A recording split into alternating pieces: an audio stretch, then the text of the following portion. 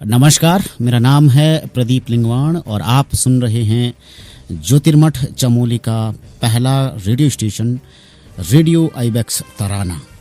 आज 16 दिसंबर है और आज ही के दिन एक इतिहास में ऐसी जंग हुई थी जिसमें कि मतलब कॉन्फिडेंस, ओवर कॉन्फिडेंस, जीत, जज्बा, जुनून, बहुत सारी चीज़ों पर देखने सुनने को मिला था। कभी कभी कुछ चीज़ें, कुछ जज्बे, कुछ बातें ऐसी होती हैं जिनके लिए स्क्रिप्ट लिखने की ज़रूरत नहीं पड़ती है।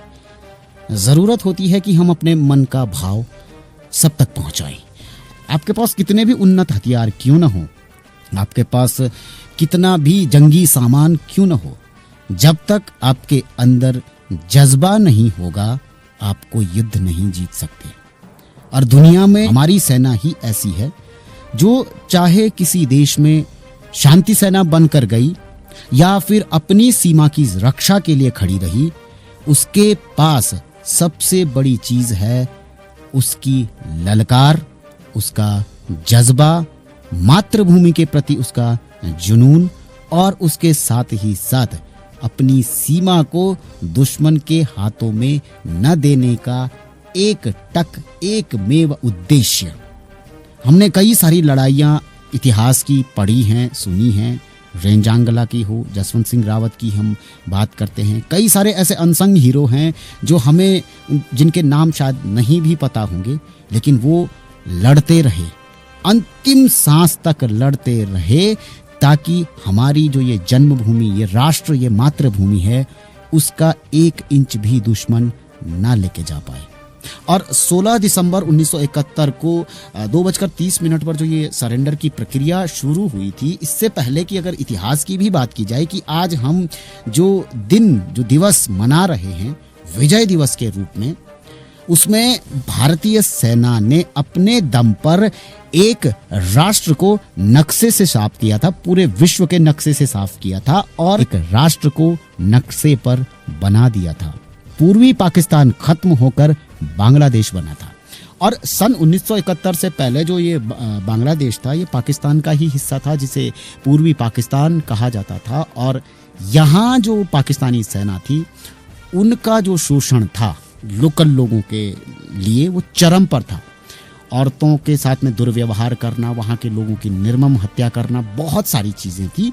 और उस वक्त पर पूर्वी पाकिस्तान में पाकिस्तान के जो सैन्य अधिकारी हैं, पाकिस्तान की जो सरकार है, उसके खिलाफ भारी असंतोष था। और इसके साथ साथ 3 दिसंबर को पाकिस्तान ने 11 जो भारतीय हवाई क्षेत्र थे उन पर हमला किया और इसके जवाब में भारत ने पाकिस्तान के पूर्वी और पश्चिमी क्षेत्रों पर हमला किया।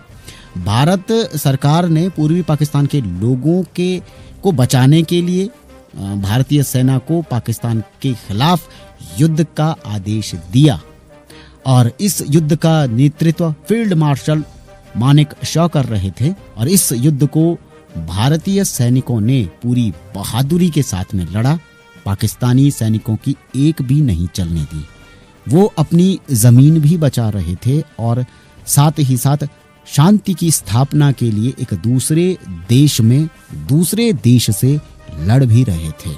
उद्देश्य, जज्बा, जुनून जो भारतीय सेना के पास हो सकता है, वो दुनिया में किसी भी सेना के पास नहीं हो सकता।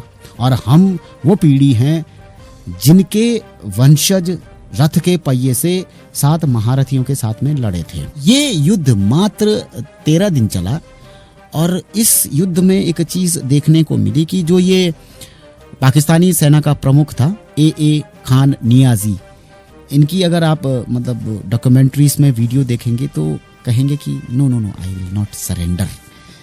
तो कॉन्फिडेंस अच्छी बात है, भारतीय सेना के सामने ओवर कॉन्फिडेंस थोड़ा सा मुझे लगता है भाई साहब ज्यादा बोल गए थे, क्योंकि इसके बाद इन्होंने ही 93,000 सैनिकों के साथ भारतीय सेना और भारत के सामने आत्मसमर्पण किया, सिग्नेचर किए, हथियार डाले और इसी वजह से हर साल 16 दिसंबर को विजय दिवस के रूप में मनाया जाता है।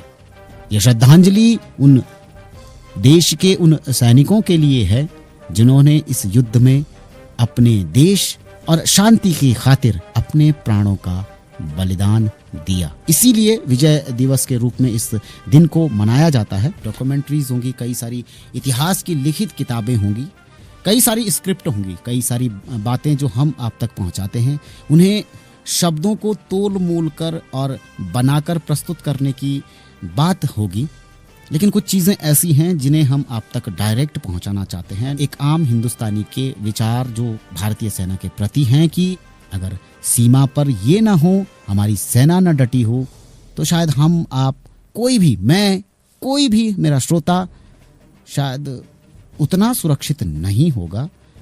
ये तभी पॉसिबल है जब हमारी भारतीय सेना है।